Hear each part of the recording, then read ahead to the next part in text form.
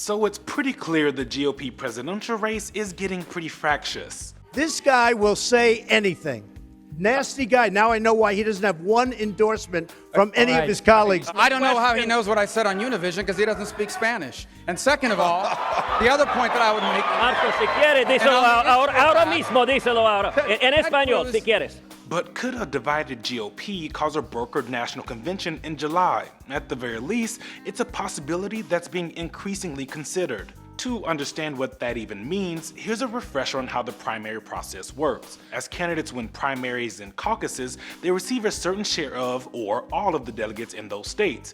Those delegates then vote for whatever candidate they're pledged to at the convention. A brokered or contested or multi-ballot convention only happens when no candidate has a majority of pledged delegates. This is when things get interesting. Delegates will then keep voting until someone has more than 50% of the delegates, but they no longer have to vote based on their state's winner.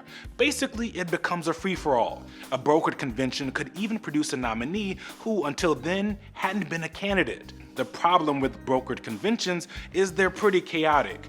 Between votes, candidates and their supporters go around trying to garner more support.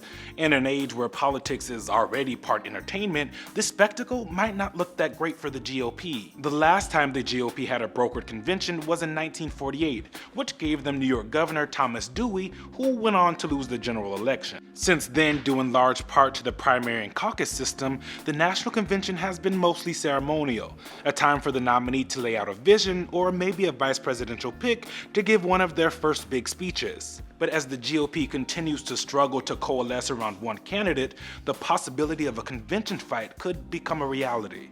For Newsy, I'm Eugene Daniels.